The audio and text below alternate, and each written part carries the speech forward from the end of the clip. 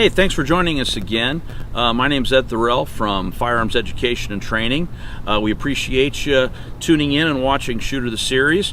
This is going to be the 4th episode of how to get a concealed weapons permit for the City of Murrieta, California. We're going to go back inside for the question and answer period, in which Lieutenant Ron Driscoll is going to field questions from the people in the audience. So stick around, and I'll be back in just a little bit.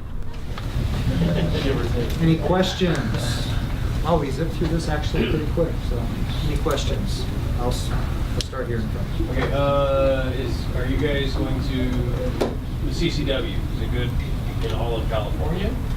It's good in all of California, and I believe it's 24 states that have reciprocity. So yes, all of California. Yes. Refunds. So do you pay as you go, and then if you fail your psych or something, then it stops there, or is it straight up $700, $900 what it is up front? No, you pay as you go. Now, when you meet with your background investigator, you've already paid your fee to that company. As you go through the process, like let's say we run your, and we tell you too, hey, do you have any, we go through those questions, do you have criminal history? Do you have anything that would preclude you from having a concealed weapons permit? If your answer is no, you shouldn't have a problem. If you're not being forthcoming with that information and we find out, well then it is what it is. And that does happen, believe it or not. So we've seen that, and we've actually told people, hey, you may not want to bother spending the $150 for the site or the range fee. It's just not going to happen. So we are very upfront with them. And again, we're not trying to, if it's a fit and it works, it's worth the money. But we don't want to charge you if we don't need to. And we can, if we foresee that far enough, we can make that work. But we don't give, we don't handle that money. That goes through that's what you pay online, and that's part of their fee. They have to get paid too to meet and everything. Yes. So speaking of the $760, is that full every 2 years, or some of that we've already gone through the cycle eval, you don't need to reevaluate me every 2 years? I mean, is it $760, or it's going to be $860 soon every 2 years, because you said it's only good for 2 years? So the renewal, you won't have a psych. I'm trying to remember as far as the range safety fee, I think we still include that. So it is a couple $100 less, but it's still a substantial amount, $500 or $600. Yes. Due to the fact that there's multiple agencies that we can apply for, so if we have a Riverside CCW and that renewal is coming up and they take 162 months to get an appointment, we can apply for you through the City of Murrieta for a renewal and vice versa, or no? You have to start with us fresh. We can't do a renewal on a CCW permit that you obtained through the Sheriff's Department, and vice versa. So if you started with us and you moved to the county area, you couldn't go to the Sheriff's Department and say, I just want to do a renewal of my CC. It's not their CCW permit, it's from us.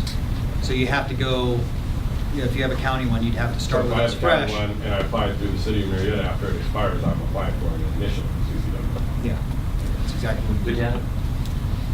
Yes. On the live scan, if you've done 2 or 3 live scans over the last 10, 15, 20 years, is there a necessity to do that again? You will have a brand new one. Okay. Brand new one, fresh for our program. Yes. The City of Murrieta at the parks, the city parks, have a municipal code that prohibits firearms in the city parks. Are CCW holders permitted to be in that part of that firearm, or are they exempt? You have to abide by all laws. That's a municipal code. It's a city law. So if they say no firearms in the parks, that means no. You can't carry a firearm in the park. You can't bring that in. So that applies. Yeah. And if you get stopped by an officer and you have a firearm, regardless of if you have a CCW, you're still in violation of that. You can still be cited for it. Yes. Can you qualify with more than one firearm? You can qualify with up to 3. 3 firearms can be, and again, they have to be registered to you. No off the wall weird stuff. It's reasonable. It's all reasonable. Yeah, for the good cause statement, I think I understand that it needs to be unique for each situation. Is it unique in the sense of for protection of life and property and explaining your life and property? I mean, that or would does apply- something that would- have to happen to you individually or to your family in order to make that good cause? The protection of life and property, that's what we all would like to enjoy. So that would be universal with everyone in this room. So that wouldn't be you. So, you know, you don't necessarily have to have something happen to you, but, I mean, you know, I've had, I don't want to give a ton of examples of people, I'll use that one. That's what we want to try to avoid, okay? So it is specific, it's specific to the person, but, you know, I've had teachers, you know, that coach sports, that go into areas that are dangerous areas where there's gang members, and guess what? They're coaching till 8, 9 o'clock at night, and they've indicated that they've been approached by gang members, or their cars have been broken into. So that's a reasonable level of fear. You know, you may not have that situation in the city of Murrieta, but if you drive to San Bernardino or Paris or some other place, that might present itself. So that's what I'm talking about. It's believe me, if there was a way to make it so black and white to where you can just say if you fit in this category, you check the box, we'll issue it. There's just so many variables in our lives, and it's hard to do that. It's hard to do that. And the bottom line is it really comes down to what our chief is comfortable with. I could recommend that someone, I don't think they really rise to that level, and recommend to the chief, I don't think so, but I'll give it to you, and he'll disagree, and he'll say, no, I agree, or vice versa. Yes. So whatever risk that you specify can be a risk that you experience outside the city of Murrieta, even though you live inside the city of Murrieta. Correct. Thank you. Correct. The only city requirement is that you live here. But you know, I mean, I've had people, obviously, you know, there's the obvious ones where I carry large sums of money. You know, I go to questionable areas during the course of my business that have caused me concern. You know, it's about articulation. It's about how you type it up and how you explain what causes you that fear and concern. Explain that. I've had people, I had one guy, it wasn't even a full sentence. It was like 4 words. It was like 3 words, and it didn't really even make sense. I had to call him and say, look, it's a no until you explain to me what that is. And then when I talked to the guy, he had a completely legitimate good cause. He got a license. He got a license. So it's how you articulate that stuff. Yes, sir. Are any portions of that waiver for the military? For military personnel? No. And I've gotten a lot of questions about, you know, I'm 20-year, 25-year, 30-year military. I've had thousands and thousands of hours of experience with firearms, and that's great. And you should pass the gun safety course with flying colors. But that in and of itself, having that experience, won't get you CCW. You have to meet all those requirements. So background check with the DOD and with the DOJ, or I think it's same? Department of Justice. Yeah. Okay, because I'm literally in the middle of doing my background check. In 10 years with the DOD, I have to do a background check.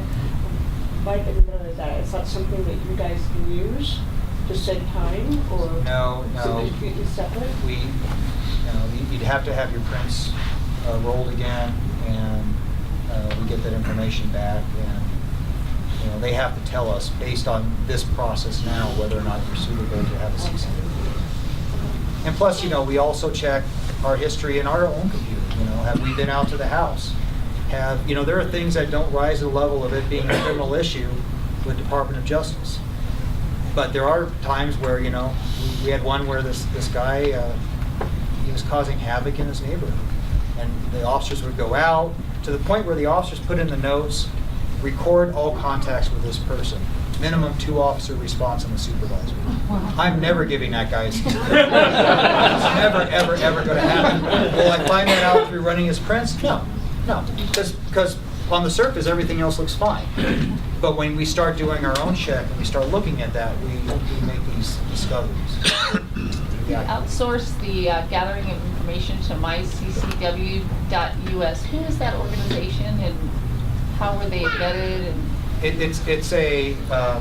are vetted, they are bonded. And let me back up a little bit. So this is a private investigations firm. The owner is retired law enforcement, and every investigator with that organization is retired law enforcement. Why do you think we like that? Because those investigators are going to ask those good questions, you know, like they're going to dig. They have that sense of, you know, hey, is this person being truthful or not? That type of thing. So it is a private company. You can go onto that website and get the specific information about the company, and if you want to ask more questions, you can call them directly. Yes? I don't know if you'd be allowed to answer this, but the MMPI-2 test, I know that it tests some people on like mental disorders. Would you be allowed to say which ones aren't allowed to have? I'm sorry, I didn't hear part of that. Okay, so the MMPI-2 test, I know that some of it asks what mental, if you qualify to have a mental disorder, are you allowed to tell us which ones aren't allowed to or are allowed to have a gun? Well, there's several. There's actually, I think, 3 MMPI. There's an MMPI, MMPI-2. There's an MMPI-3. You know, and they use different tests for different processes. So, can I speak on whether or not certain disorders would qualify? I can't. Okay.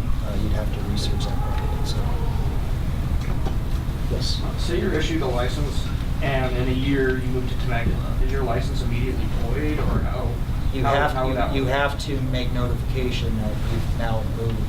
Your residency the requirements that you got your CCW have now changed, so you have to make that notification within 10 days. Will you be denied your CCW be taken away since you're not a Murrieta resident anymore? Yes, it would be taken.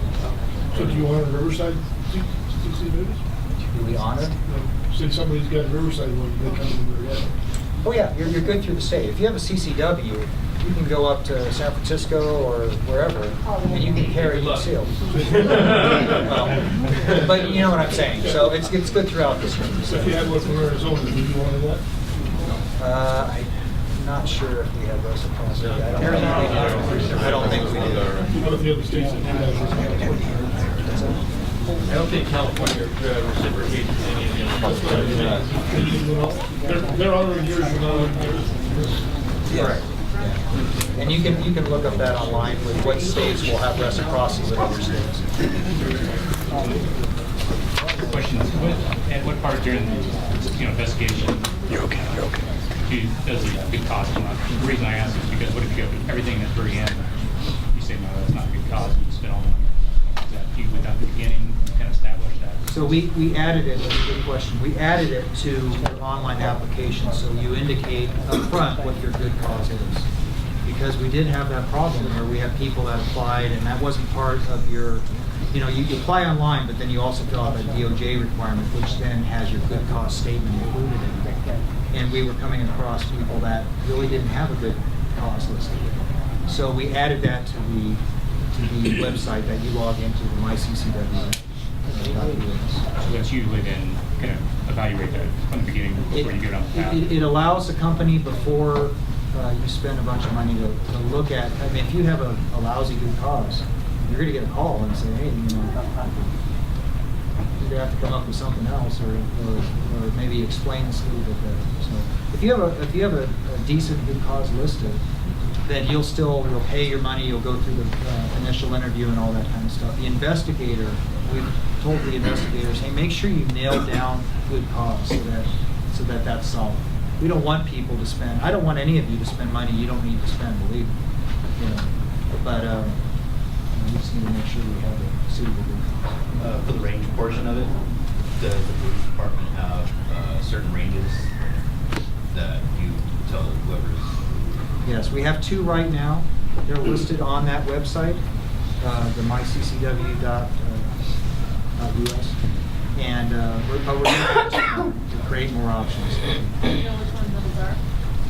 Martinelli is one of them, and I'm trying to remember the other. Magnum Range and Riverside. Yeah. Can you tell us what other cities in Riverside County are going to adopt a program like this to help with strain? Good question. So Beaumont has already adopted this model. Banning has already adopted this model. It looks like the City of Riverside is going to adopt this model, and I just heard as recently as today, the City of Hemet might be adopting this model. I mean, if you're looking at saving your staff time, which, I mean, think about it just from a business perspective. You got the person's salary, benefits, all the stuff that goes into an employee. If you can just outsource that and bifurcate that completely from your process and make it more efficient and get them done and actually be more thorough than what some of the other processes are out there, why wouldn't you do that? It just makes sense. It makes good business sense. So, yes. What do you need to establish the residency? Because if you've got a driver's license in Nevada, but you have an address in Nevada, and you also have an address here.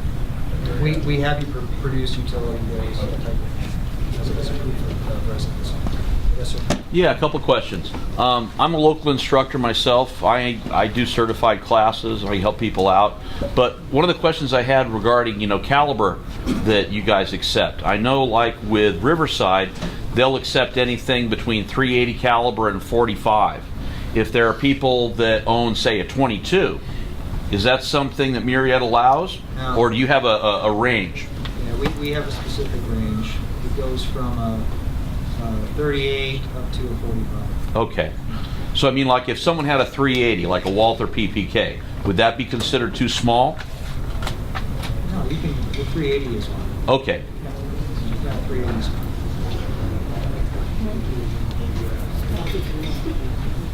Wow. Within an hour, that's awesome. Yes, sir. I know that there's NRA offers firearms protection insurance if you are a concealed carry permit holder. Is there any requirement by Murrieta that you must present some type of proof that you are insuring yourself for liability, or is that something that is just recommended but not mandatory? It's recommended, and it's actually on that website, myccw.us. There are different insurance options, and it links to the NRA on there. NRA guys. So it has that information on there. I can tell you that's a good idea. I mean, if I were to have a CCW, I would want to have that peace of mind. And just know, God forbid, if you get a CCW and you ever have to use your gun. And we tell people this too. It's not going to be a walk in the park for you. I mean, you're going to be handcuffed. You're going to be interviewed for multiple hours. You're going to be a suspect until you're vetted through. Okay, and it's not an easy thing. And then that's just the criminal investigation side of it. Now you're dealing with the civil aspect of it on top of that. So I think it's a wise move to have insurance. And I would recommend personally that those that have CCW get that. It's peace of mind. Now, I haven't looked into any of that because it doesn't really apply to me, but we don't require it. So have you made the suggestion for Sheriff Stan to take on the same program, and maybe they would vet a few more people a little quicker? Sir, I'm a lieutenant. Here. The sheriff has ding ding 5 stars. I don't have that kind of relationship with the sheriff. The sheriff does what the sheriff wants to do. So far, not. But I think though that the sheriff is reasonable, and I think as any reasonable law enforcement executive, he'll look at what we're doing and what other cities are doing. And, it's never too late to change your approach. So. Yes, ma'am. If your personal reasons for wanting to carry a concealed weapon weren't always reported, would they still be taken into serious consideration? If your reasoning wasn't recorded, like in a police report? Yeah. Yeah. Okay. Yeah. You basically explain that these are my concerns and this was my experience and it was horrible and tragic and but I don't.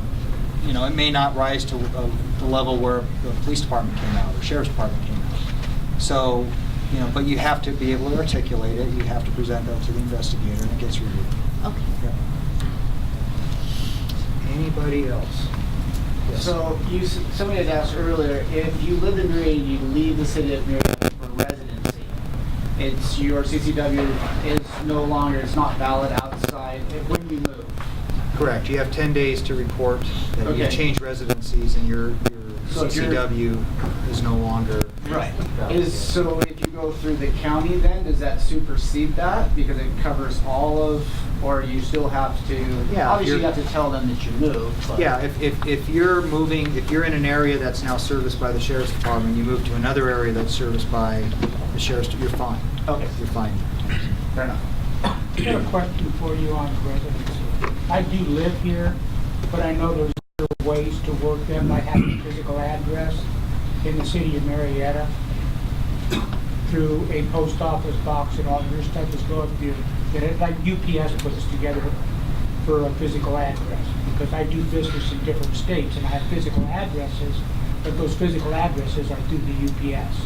It has to, you have to produce a utility bill. And the utility bills such as, okay, I understand where you're going. Yeah, it can't be a PO box, because then anyone can do that. Well, You can yeah, open but up it's a PO box. a and- physical address that it goes to, my bank accounts, everything, my driver's license in Arizona all goes to that, my city business license. But you in live here Arizona, in town. And I live here in town.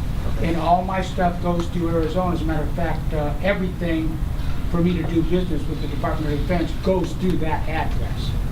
You can produce a tax bill, a utility bill, something that proves that Oh, you have a okay. residence here, this is where you live, this is where you lay your head All at my night, bank this is where you statements live. go through that address.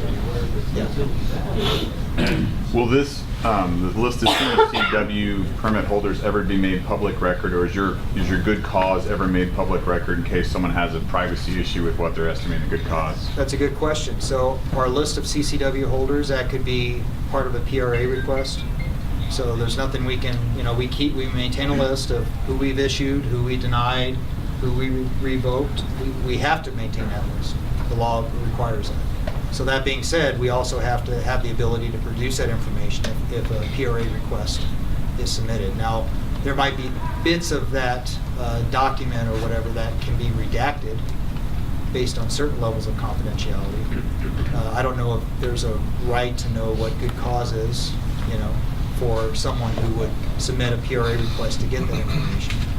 We haven't crossed that road, honestly, But it could be made public record? it could be made public, yeah, the whole DOJ application could be made public, which would in fact have your good cause listed. I work in cybersecurity, and some of that's going to be PII, which is personally identifiable information, and that should be able to be redacted. Just they can't get your bank accounts, they can't get your driver's license, your social security number. Those things are considered PII, personally identifiable information, and that should be redacted. I used to work for the county of Orange, so we get PRAs all the time, Public Records Act requests. Okay, we'll do 2 more and then we'll get a call. So, yes. Now that you have this forum here for the residents of Murrieta, has there been any discussion about future gatherings like this, where maybe you guys can invite the local DA to come in and talk to the folks and give them a better understanding? Hey, if you use that firearm, this is the ramification, legal ramification. Has there been any discussion about that? We haven't really talked about that. So the reality, folks, is this. Carrying a firearm, whether concealed or not, is it's a big responsibility. It's an enormous responsibility. Okay? You take a life, whether justified or not. It's going to be taxing with the process of the criminal investigation, with the civil aspect of it, just the whole personal psychological effect of that. For that. We have officers that have had to make that decision, and you would think, oh, that's not going to affect that guy. Well, it does. It absolutely does. So it's a big responsibility. So to answer your question, would we have the DA come in here? Probably not, just because that, now you're getting really deep into that, those topics that it's covered in the gun safety on those very, very issues. But just keep in mind that it's a big responsibility. So I can elaborate on that. The gun safety course is going to go over the use of deadly force. Covers all of that stuff. There's a classroom aspect of it, and there's a range aspect of it. And they talk about that. And our investigators that are involved in this program, they talk about that stuff too. So it's important that we cover that. sit 2, and I'll go with. Sorry. Down the back. If you already have your firearm safety certificate, does that help with the whole process thing as well? You have to start fresh. So that question seems to be coming up a lot. If you have one component of this already done, it doesn't matter. You're starting fresh with our program. So we just have to, you have to spend the money and go through it all over. Okay, so based on this turnout, I think we'll probably end up having another one of these and provide this information again. Thank you folks for coming. Well, I think that went pretty well. We appreciate Lieutenant Ron Driscoll coming out and making a presentation for the City of Murrieta for all of our benefit, and having the time and patience to put up with everyone's questions. One of the things that came out of it is that CCW is valid throughout the state of California, as well as 24 other states that recognize California. We also found out that the payment schedule is based on stages, so you'll pay by the stage. If for some reason you failed, you don't have to pay anything more beyond that. Most of the cost goes to outside vendors who are doing the background checks. Most of it doesn't go to the city. Now, the renewal cost in 2 years is going to be the same minus the psych eval, so you only have to do the psych eval once. You must also do a fresh live scan for every renewal, which means the state and the feds are going to do a fresh background check to make sure that you're still eligible. It's important also that you know and obey all the local laws, especially in the City of Murrieta, because there are some places like city buildings and parks in which you are not allowed to carry a weapon even if you have a CCW. So it's very important that you're aware of the do's and the don'ts where you live. Also, you're going to have to write up a good cause letter, and the good cause letter is individual. It's not universal. They're all based on the individual person, so there is no form letter for a way to write this up. Also, there's no military waiver. Even if you've got thousands of rounds of experience and years in the military, you start from zero just like everyone else. Now, also, the CCW permit is good as long as you live within the City of Murrieta. However, if you move out of the city, it becomes invalid. We also found out that the caliber range that they allow is from a .380 or a 9mm short all the way up to .45. You can't use a .22. It has to be a larger caliber. It's also recommended that you get firearms owner's insurance. That will cover you and cover your court costs in case you need to use it. Now, one of the things that we do need to point out is that the qualifications are currently available through 2 different vendors. One is known as Street Safe. You can find them online. And the other vendor that offers the qualifications is the Magnum range in Corona. Now, it's important for us to reiterate that these are the people that are giving you the test on the skills. However, these 2 places aren't going to be the places that provide you with the skills. And learning how to shoot a handgun is a lot like learning how to play a musical instrument. It takes a while before you're ready to solo. We can help you with that. We can help you reach the standard so that when you get to the qualifications, you'll be ready and you'll be able to pass. Also want to take a few moments here to reintroduce my producer, Steve Teal, because he's got a few words he'd like to say in closing. Thank you, Ed. And thank you for watching our videos. We want to thank Lieutenant Ron Driscoll for giving us this great presentation on how to obtain a CCW through the City of Murrieta. And if you liked this video and any of the other videos that you saw, please give us a thumbs up by clicking the like button. Feel free to leave comments below, and if you want to see more videos like this, hit the subscribe button. You can also follow us on other social media like Facebook and Instagram. Don't forget to check out our merchandise store for cool looking shirts and hats. You can find us at shooter.com. And we hope you'll join us again on Shooter the Series. And in all things, take aim and stay focused. Bye for now.